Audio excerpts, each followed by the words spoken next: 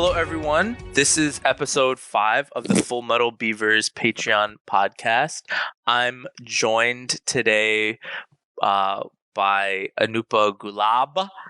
Hi, Anupa. Hi. How are you doing today? I'm good. Kind of nervous.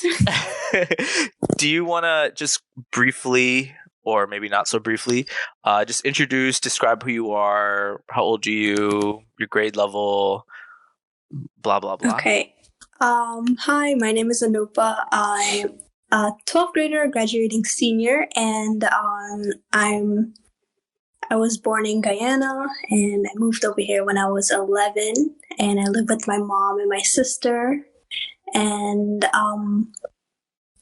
one thing I always tell people, well, not always tell people, but something I think would definitely make people understand me more is that I grew up with my mom and my sister only because my dad passed away when I was pretty young. So I think that influences me as a person.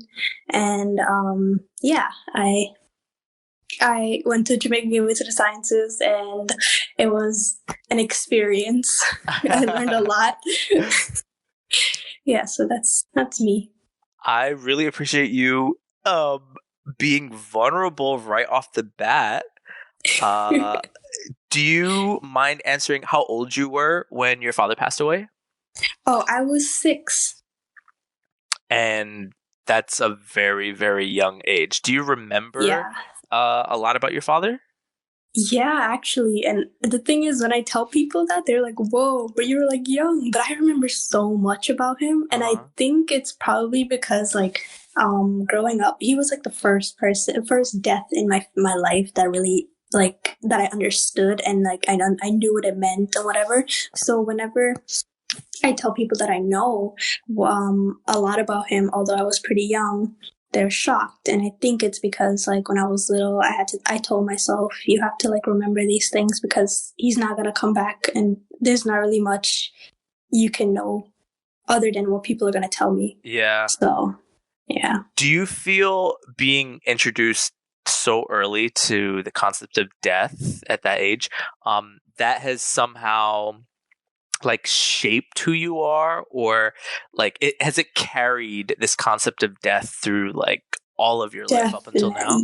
Yes, for sure. Because I think because I was influenced by it so young that I learned how to deal with it at a really young age. So and for it to be someone I'm so close to, like my father, I feel like no other death in my family has really affected me as much because I was so prepared and I knew how it felt. Yeah. So my perception on death is not really something that we should be scared of because it happens. But I know that the grief that hurts a lot, and especially if someone's taken from you at a very young age. Yeah. I think I have the opposite relationship with death and grief and how those two are related. I did not have someone close to me or that I cared about die or pass away when I was younger. It was actually earlier in September. It was 2019. My mother-in-law passed away, and I knew her for half of my life, for 15 years. And when she died, that was devastating for me. Yeah, I remember. Yeah, I was a mess every day. So it's interesting. And I wonder now if I had a similar experience with you where I kind of had someone close to me die earlier, if I would have been able to process or deal with that better. Yeah, because after my dad died, a few years later, my great-grandfather died, and my great-grandma and my aunt, so those are pretty close, but they're not as close. But I grew up with my great-grandpa, and his death was a significant change in my life, but it didn't hurt as much because the pain, I knew, I don't know how to explain it properly, but yeah, it's I understood what it meant, and I knew that, okay, I have these memories, and death comes and you really can't control that. Yeah. It's true. So there's some things that are literally out of your control, death being one of them. I think what we kind of do have control over is like how we react and our emotions for the most part. How do you what's your advice for, if you have any, for kind of dealing with loss or okay, right off the bat, I feel like if I'm just gonna say from my experience, when for you, like when your mother-in-law passed away, I knew that whenever someone has like death in their life, I knew the pain and I knew how it feels. So it's like you can't tell that person, okay, it's gonna be okay, it's gonna be this, it's gonna be that. You have to be supportive and you have to like let them feel, because if you let them feel those emotions, it's as probably like as crazy as it sounds, that pain will help in your life. Yes. Because like it's an experience, you know? So if you let that person just feel those emotions and all of the grief that they're going through, later in their life, they're going to appreciate all other people in their life and the memories that they have with them and the memories of that person that they've lost. Yeah. I agree. I totally agree with that. When I think what I was trying to do, at least during that time in September, I was like, I'm gonna ignore it. I'm not gonna talk about it. But then I was like thinking about it, and then I'd hear like a song that had nothing to do with her or nothing to do with death, and then I'd be stuck in my thoughts, and then I start crying, and then I'd start crying while driving, and then I have tears running down my eyes, and I can't see on the highway, and I'm about to die. So I'm like, it's difficult, but I think that's great advice, actually. Just not really tell someone like, I know what you're going through. I'm sorry. I feel bad. Yeah. Just like let it happen. It's Yeah. kind of like it just. Oh, I was gonna say it's kind of like that cliche of how everyone kind of deals with grief in their own way, or everyone grieves differently. Yeah, so you just have to let them feel, and even like a presence may be okay. Like you don't even have to say anything; just be there for that person. Mm-hmm. Or sometimes some people even need to be alone. So I think even asking that person, okay, how do you feel, and how do you want me to help you? And if they say they want to be alone, I don't think anyone should take it personally, because they're just trying to understand what they're feeling. Yeah.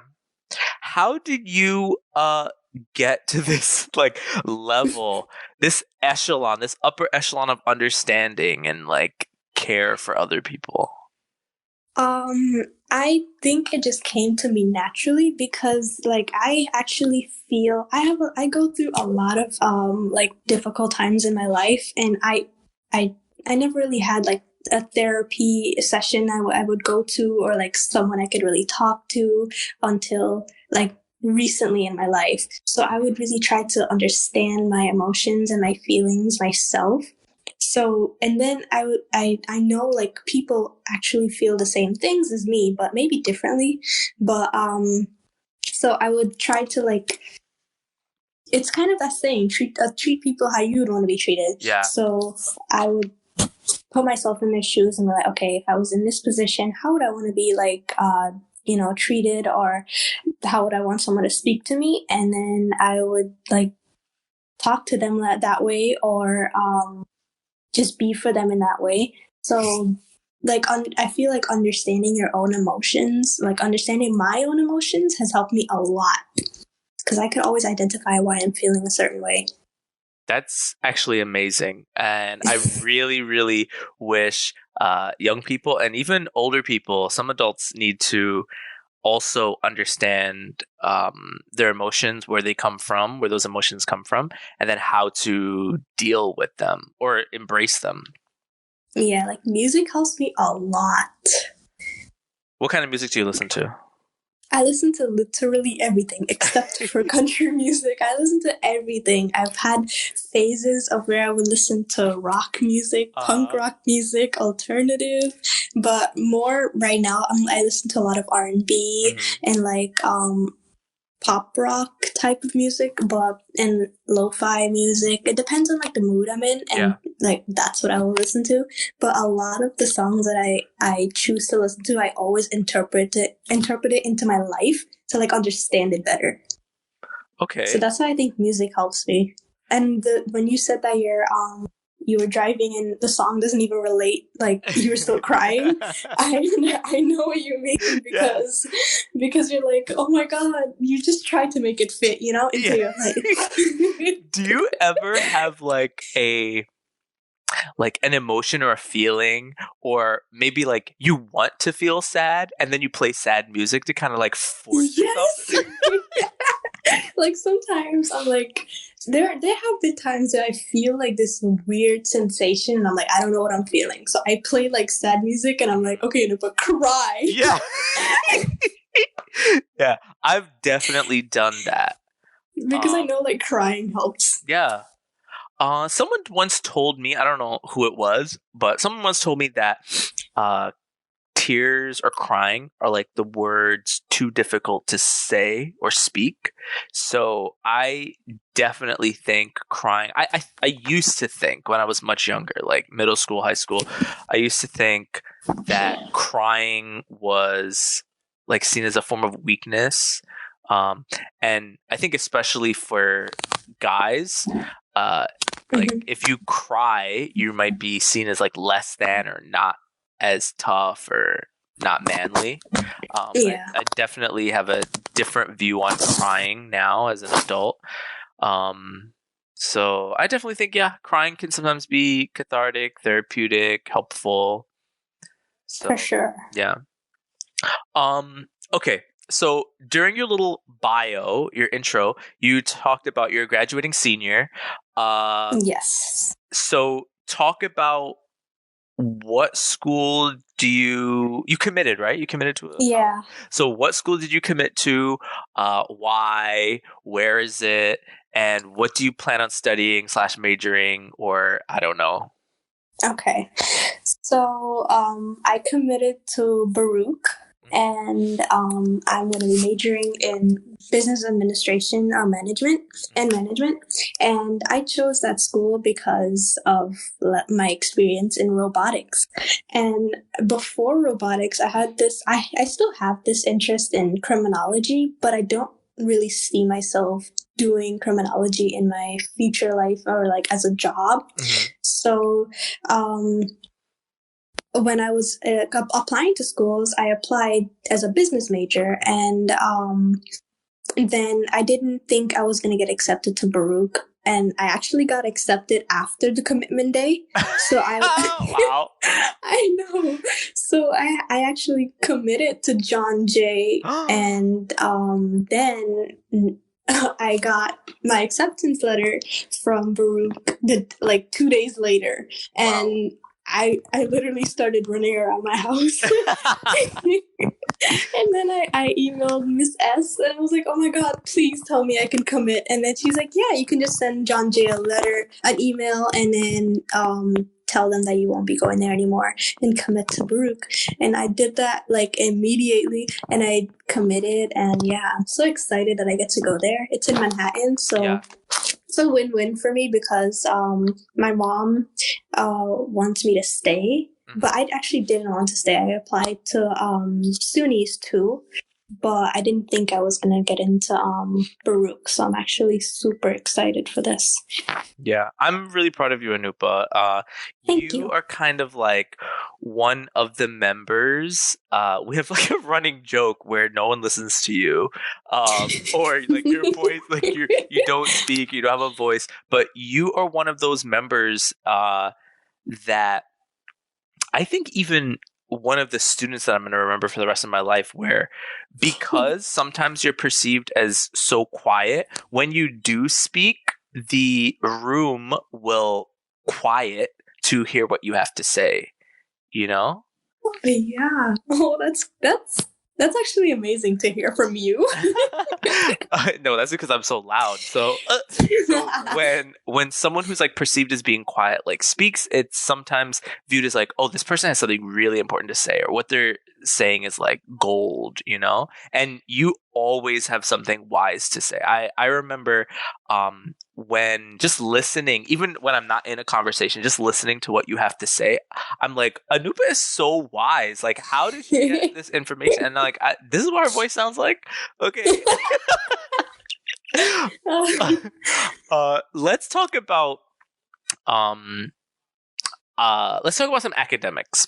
So I actually had a conversation with, who were we talking? I think I was talking to Anindo about scholarships. We're talking about scholarships, and I want like Full Metal Beavers to eventually one day, hopefully soon, have a scholarship. But for students that may be considered not like the super 90s 4.0 students that are like quote unquote average, you know, like the 80s student or maybe even the 70s student, who they may not be acing all the tests, they may not be getting like perfect grades, the sometimes I might call them like the overachievers.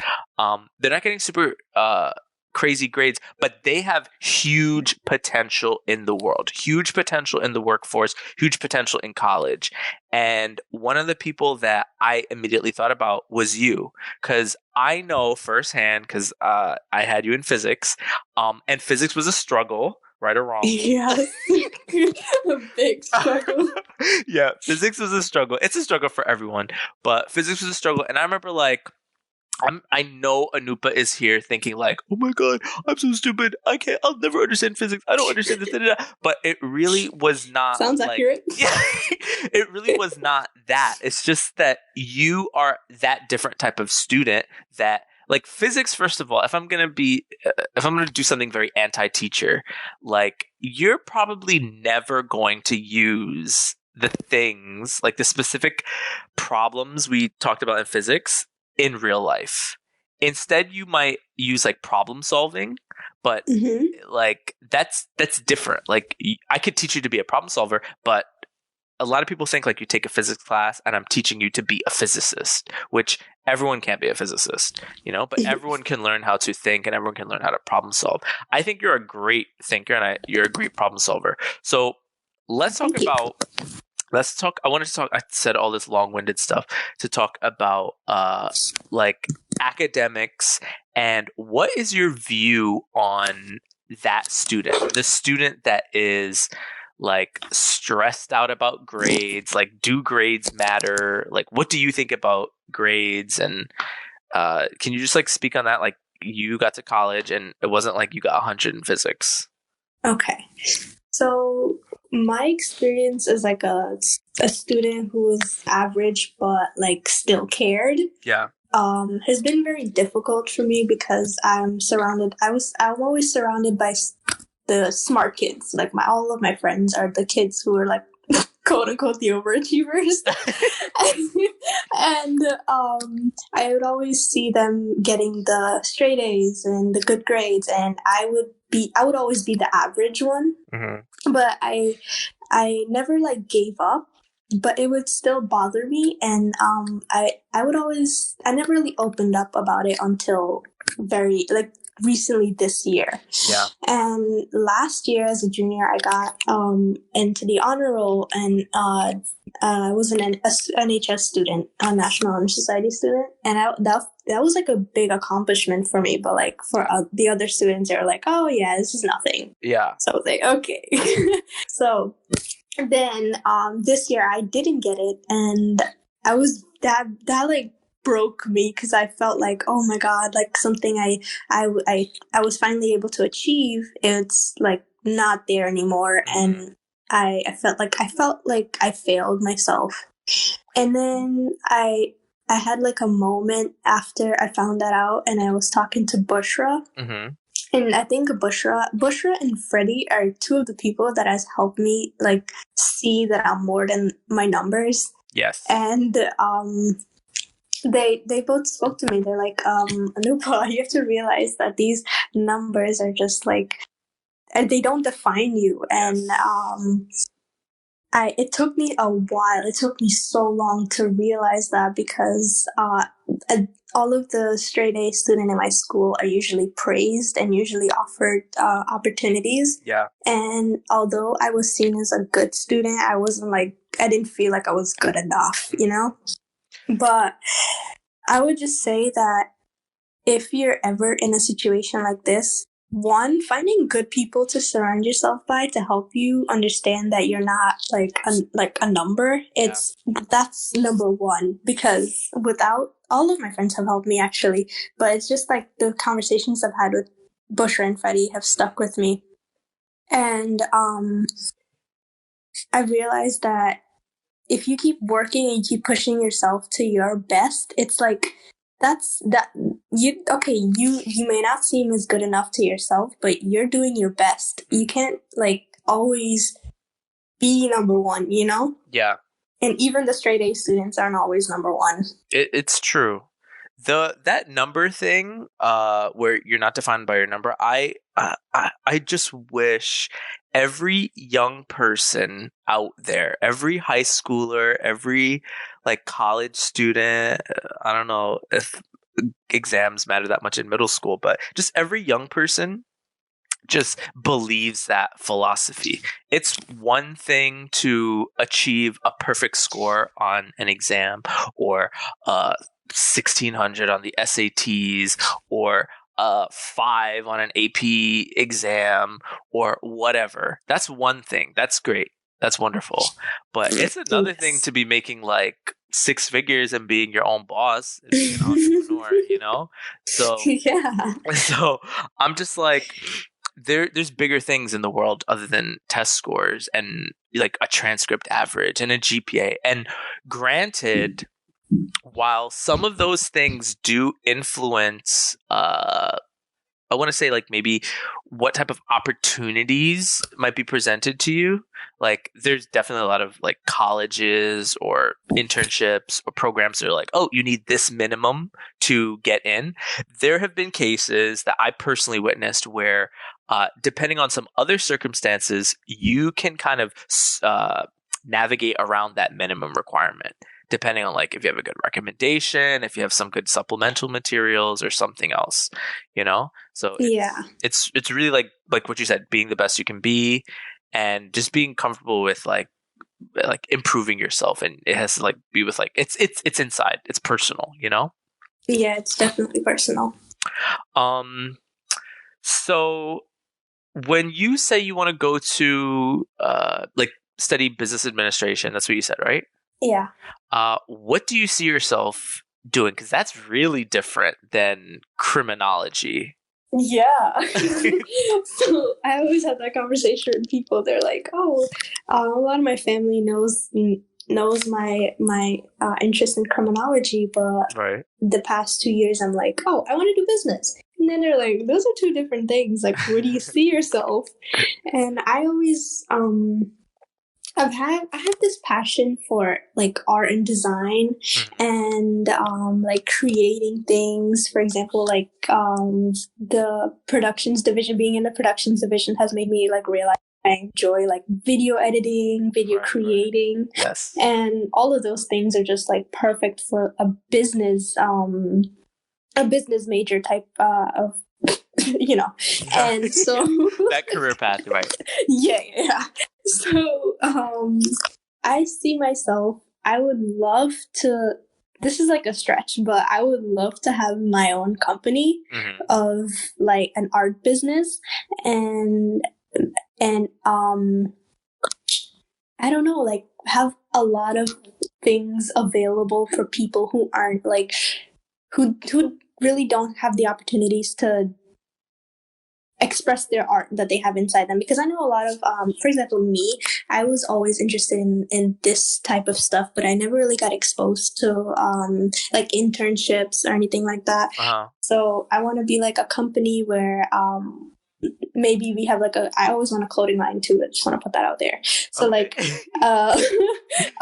like a fashion company maybe, but we're also like involved with our community and we offer like young students, young people who aren't like as fortunate enough to be like exposed to these type of opportunities, like offer them opportunities, you know? Yeah. Yeah, so something like that. I still have to figure that out 100%, but that's the idea. I think that's such noble. That's such good work, you know? Like being able to have this vision of starting some type of organization or company or business and being able to serve like certain communities that you feel need that equity or opportunity, you know? Uh, Yes.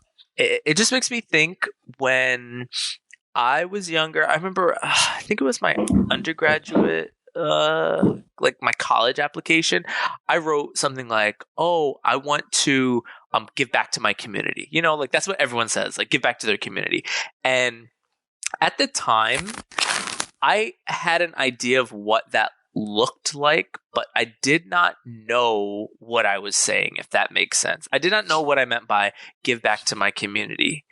And Yeah. so like now as being a mentor to like you guys, these like lovely bunch of boys and girls and young people, high school students, like interested in robotics, engineering, art, video editing, leadership. It's just like a wealth of different opportunities. I think this is what I meant like 10, like 15 years ago when I said, "Oh yeah, I'm going to blah blah blah, give back to my community."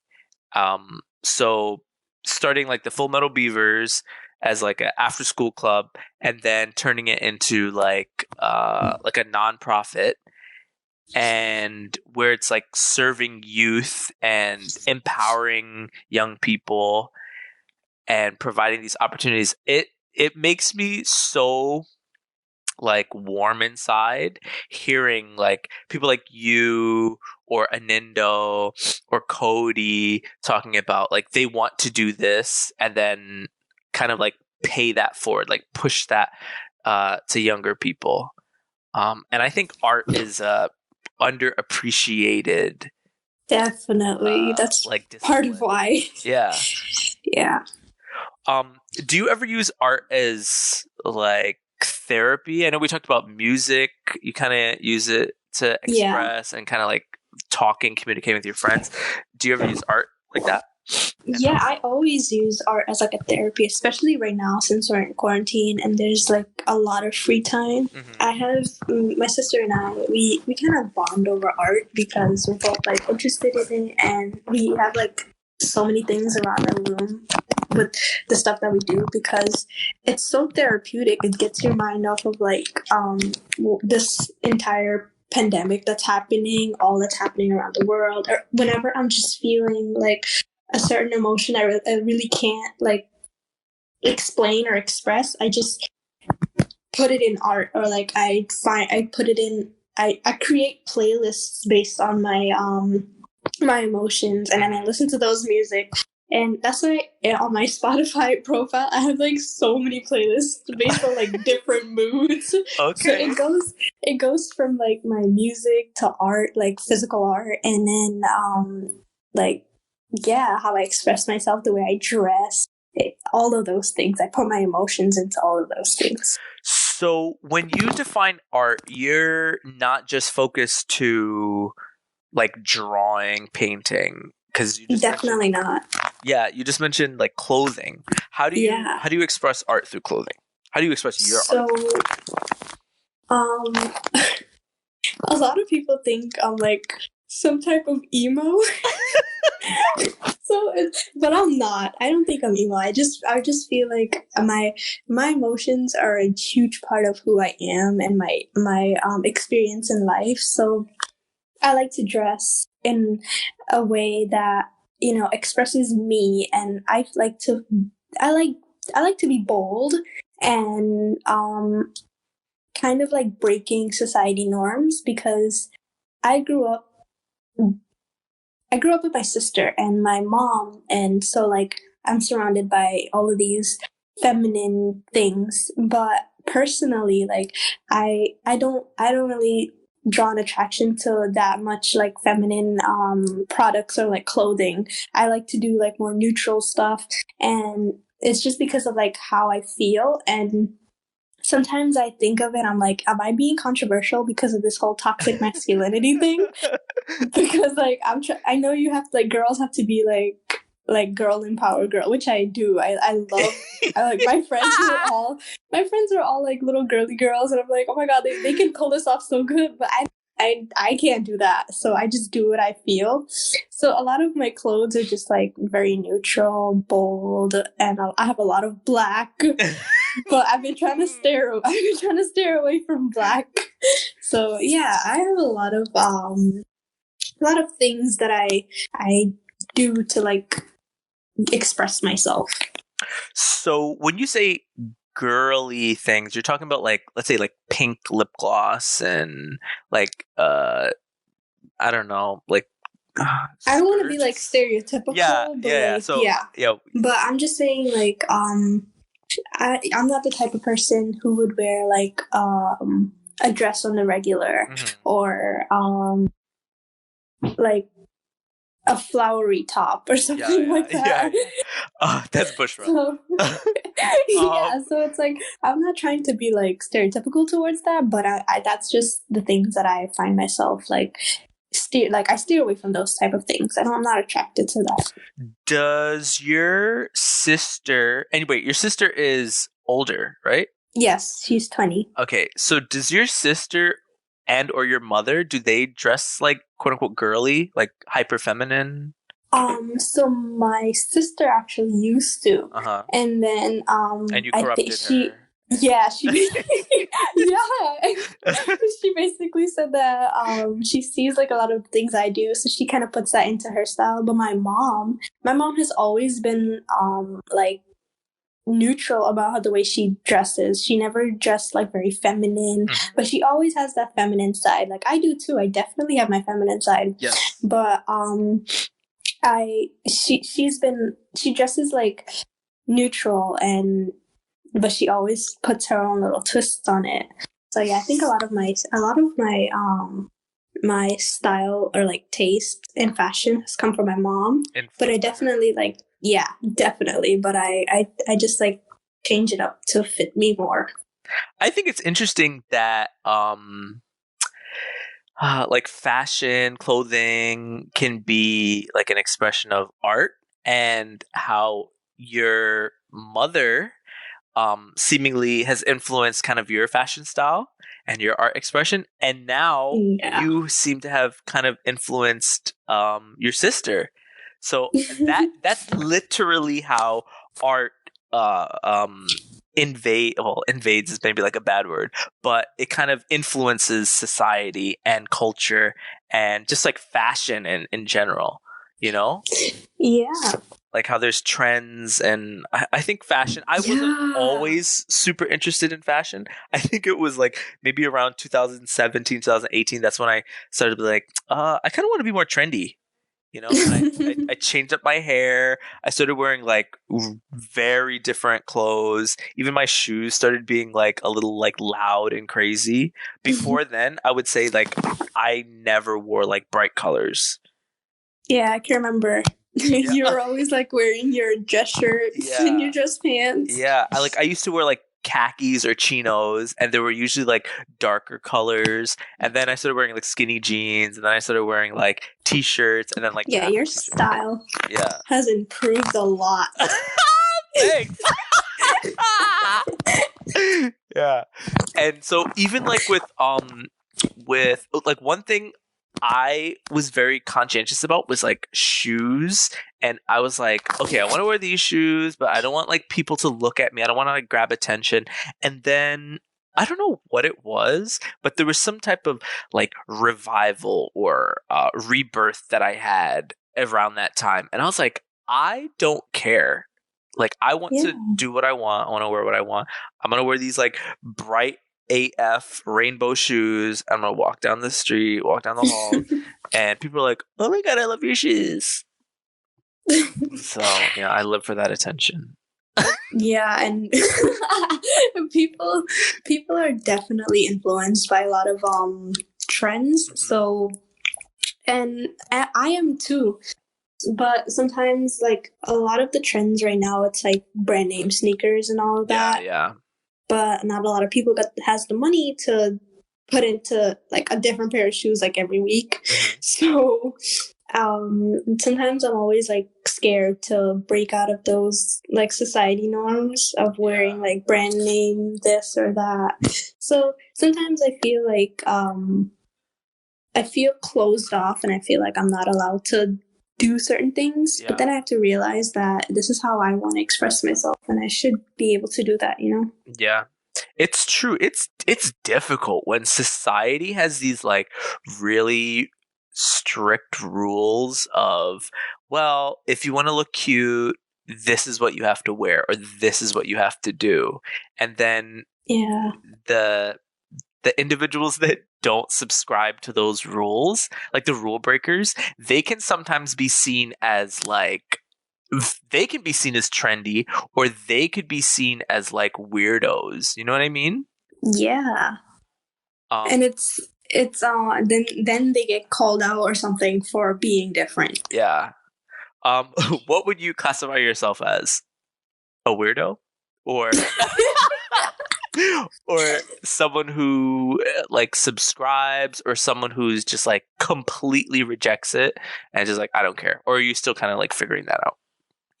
I'm definitely trying to figure out where I fit, you know, because like I have like my style consists of like so many categories of fashion. Like I like dark clothing, but I also like that street style and that edginess. But sometimes I like to wear like dresses, and I'm like I don't really know. I think I'm a good mix, but I'm always open to new things. Like I love trying to mix and match certain clothes and putting together new outfits. That's something I do a lot. But in school, my mom's very strict on what I wear to school, so that's why you're probably like, Anupa, you have no fashion taste to school.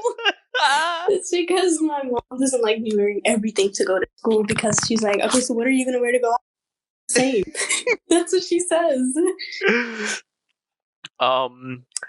Let's talk about how you have impacted or how your little Anupa flair has influenced Full Metal Beavers, the robotics team. In the extremely short time that you've been part of the team, Yes.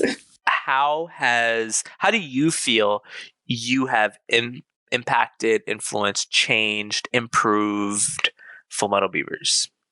I like to think that before we were STEAM and STEM, that I helped influence the A in STEAM. What does the A in STEAM stand for, by the way, for the listeners? Art. STEAM. The A in STEAM stands for art. So, but before I joined the team, we were always like open to more than building a robot. Not before I joined the team, but right when I joined the team. Yeah. So we were always like, pushing the idea that we are more than building a robot, here to help everyone explore their interests and find different career paths that's not just STEM related. And then gradually we became STEAM. Yeah. And then I think it's around like, it was like early this year, right?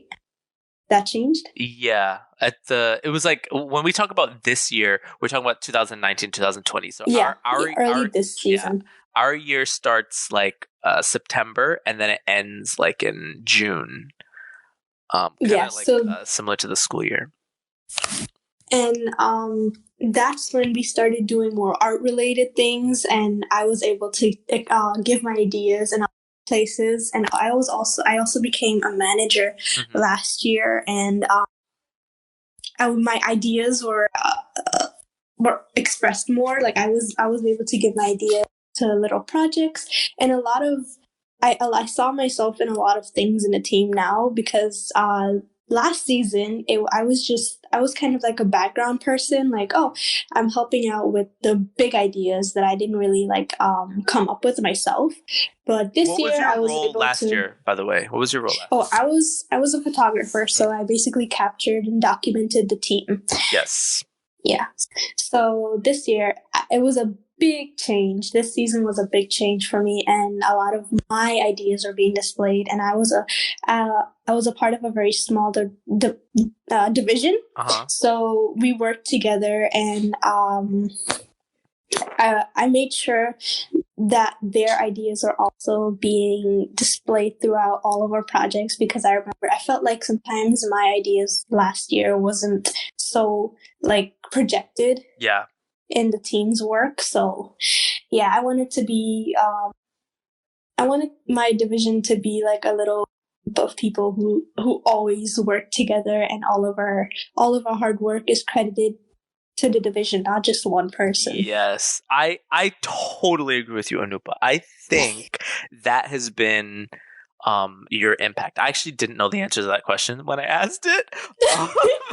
I'm glad that you had a great answer. I definitely think that I absolutely agree that you have given the like a voice to the voiceless, being almost like a quote unquote sometimes voiceless voice yourself.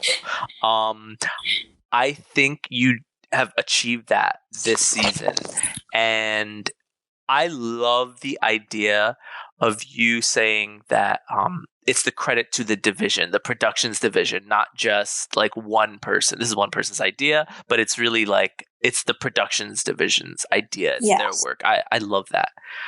Yeah, because you all put our hard work in it, and a lot of our division's small, but a lot of our work consists of a lot. Yes. So I think it's always important to credit those people, because they put a lot of time and effort into getting it like perfect. Yes.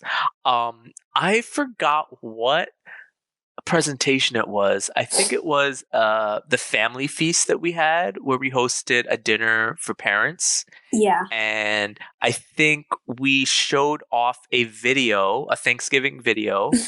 And it was like a draft. It was like a late draft of the like what I'm thankful for video.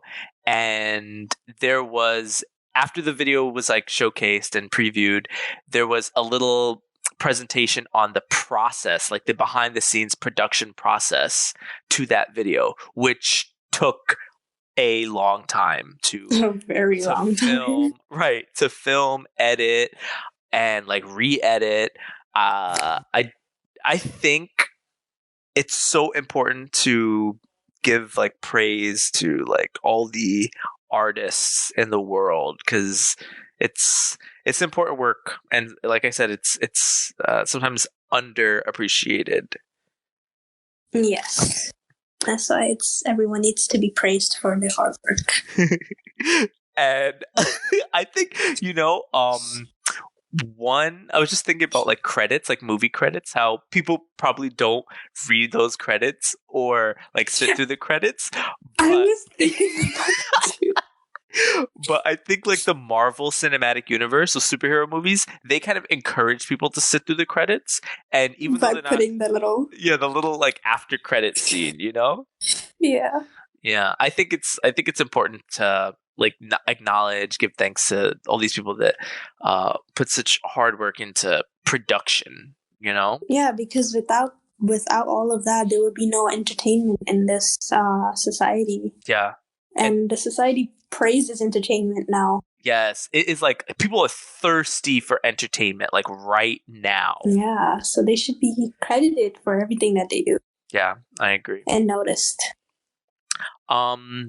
So let's talk about how you think. This is a question I asked everyone else, but usually it was like at the beginning of the interview. So let me ask you this.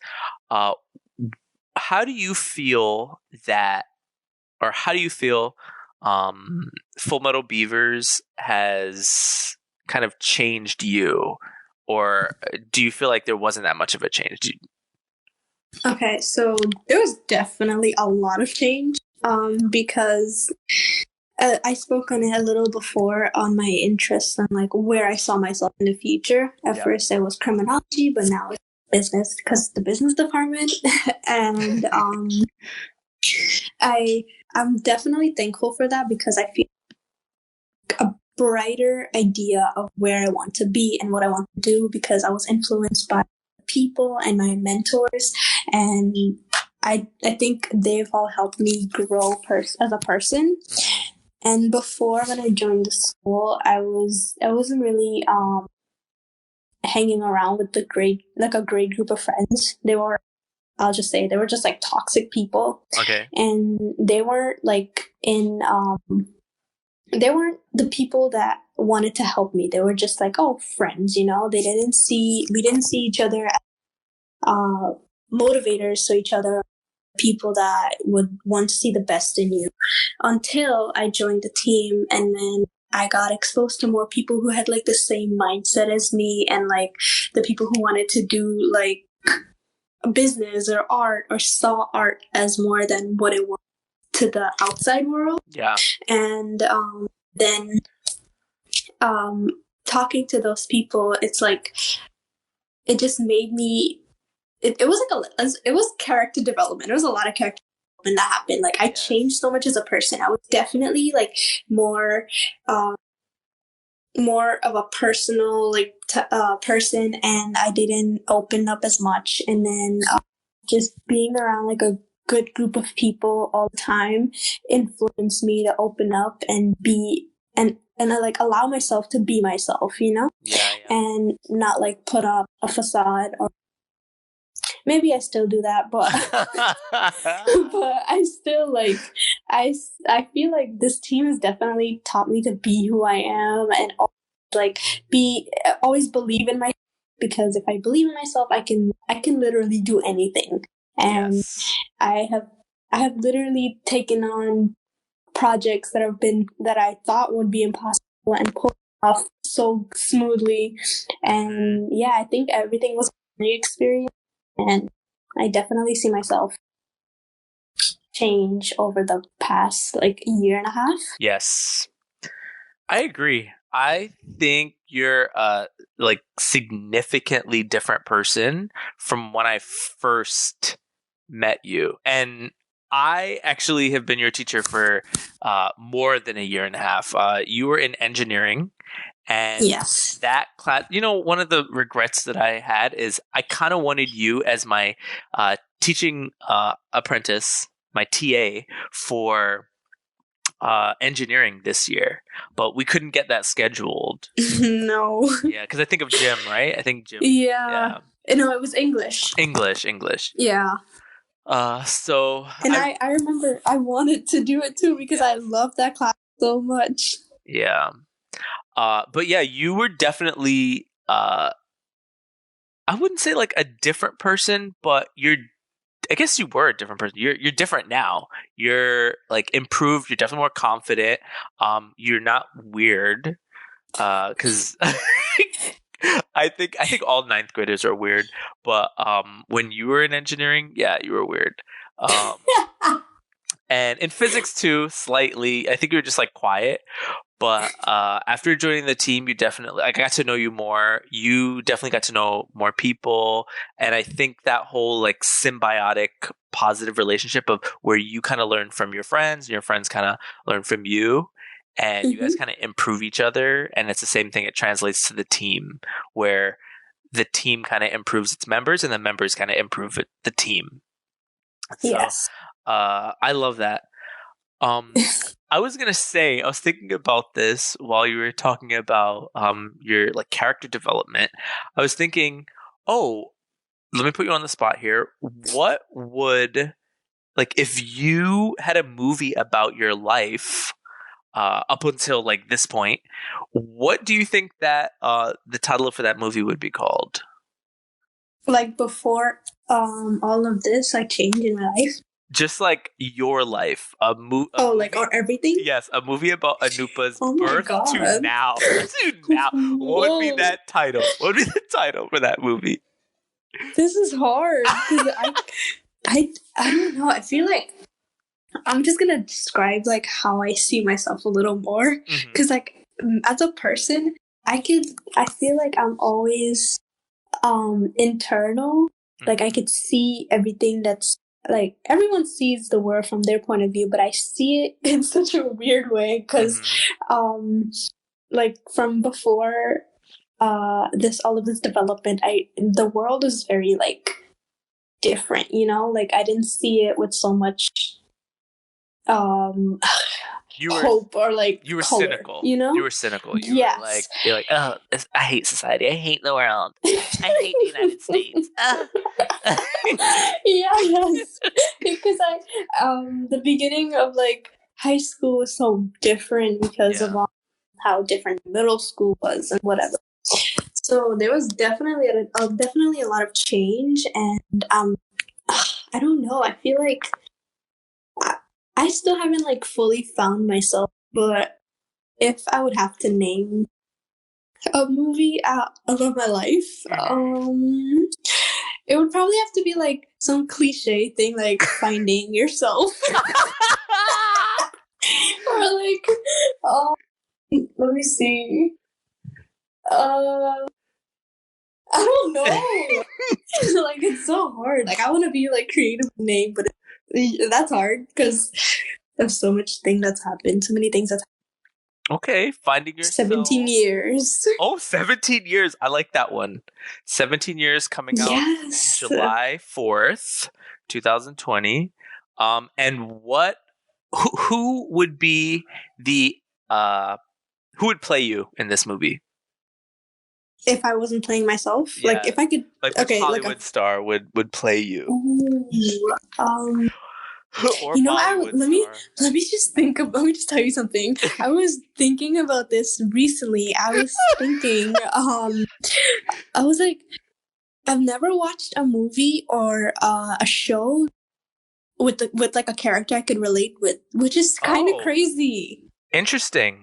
Yeah, and I just never saw myself as like any one of these characters. But I feel like if I could pick to play me, would have to be a really good actor because they would have to like internalize their emotion. Yeah. They would have to channel you because you have such sometimes a pensive look, like you're deep in thought, like you're internalizing things, you're reflecting on things. And also you have these like micro expressions sometimes with your face where it's like it would have to be a great actor to just give a look or say very little but say so much. You know what I mean?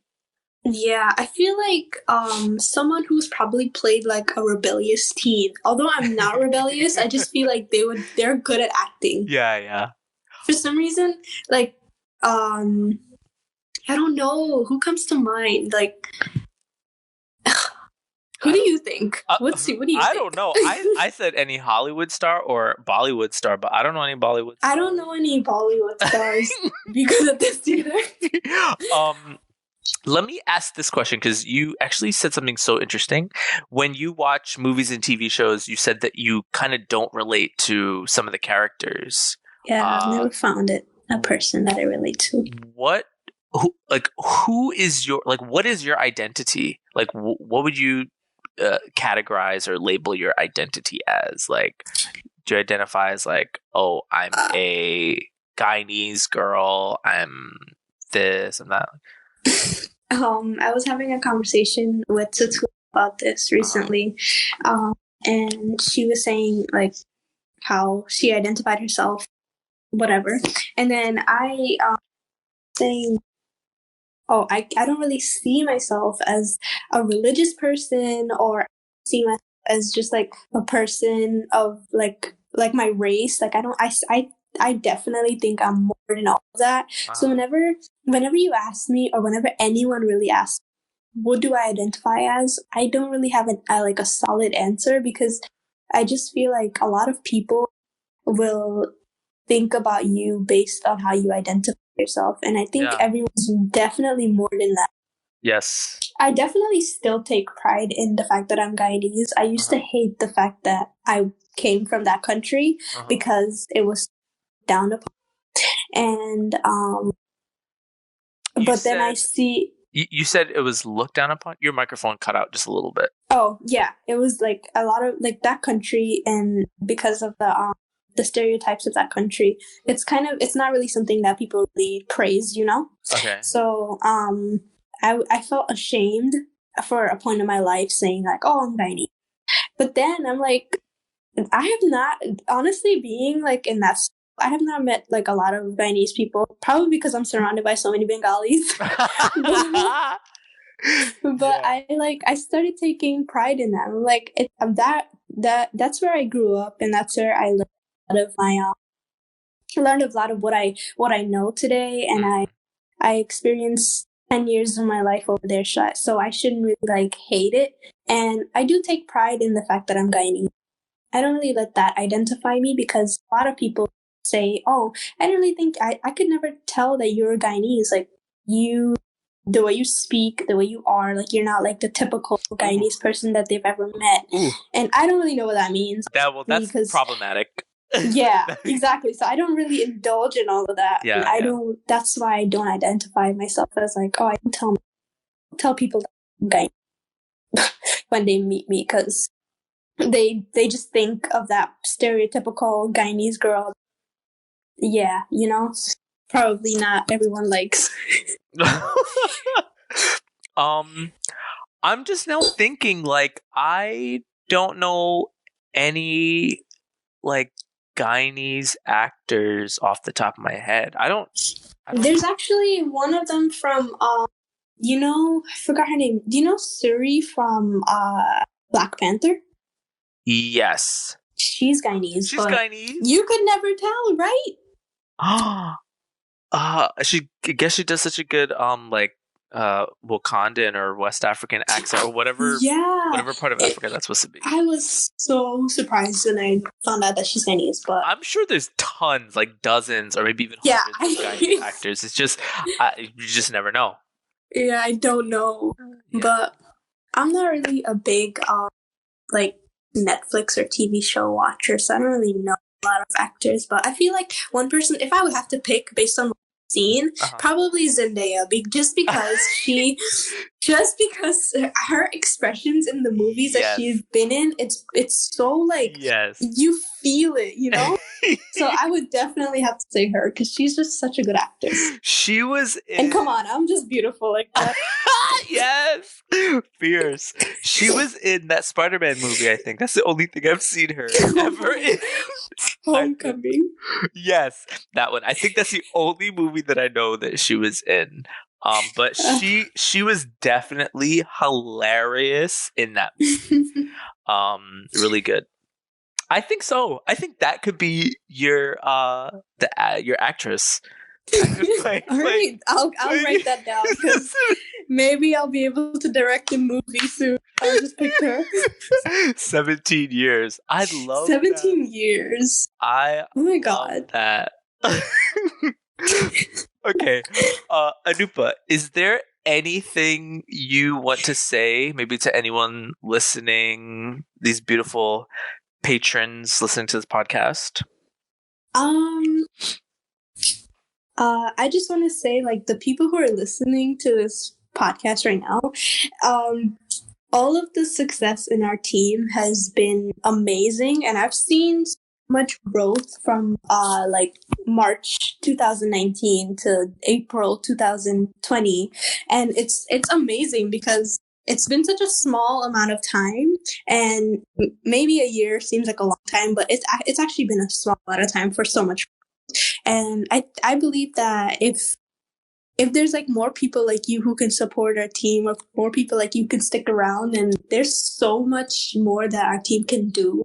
And I'm pretty sure we're going to show all that pretty soon. Yes. So it's going to be a lot of, and I can't wait for it, because I just know there's like so many amazing people in this team that have so much potential, and I just can't wait to see what they do when the alumni leave. Like, I want to see how much we've impacted them, you know? Oh, it's such a bittersweet moment, like graduation, you know? It's a amazing moment. It's that like next step forward, but it's also a sad moment, because it's a closing of a cliche. It's a closing of a chapter, you know? Yes, and that's why now I want to make that 17 years. Yeah. Okay, so you hear that, patrons? You need to share this podcast, share our Patreon page, get more supporters in here, so that way the productions division can produce the 17 years movie. Okay, 17 years by the Full Metal Beavers Studios. Oh my god, that'd be amazing. Imagine. It's coming. It's coming. Yes. Okay. Thank you, Anupa, so much for sitting down with me remotely and having this episode 5 of the Full Metal Beavers podcast. Well, thank you for having me. I was so nervous for no reason. This is fun. Yeah, I really appreciate you. Okay, I love the conversation we had. To everyone listening, thank you so much, and we'll catch you for episode 6. Bye. Thank you. Bye.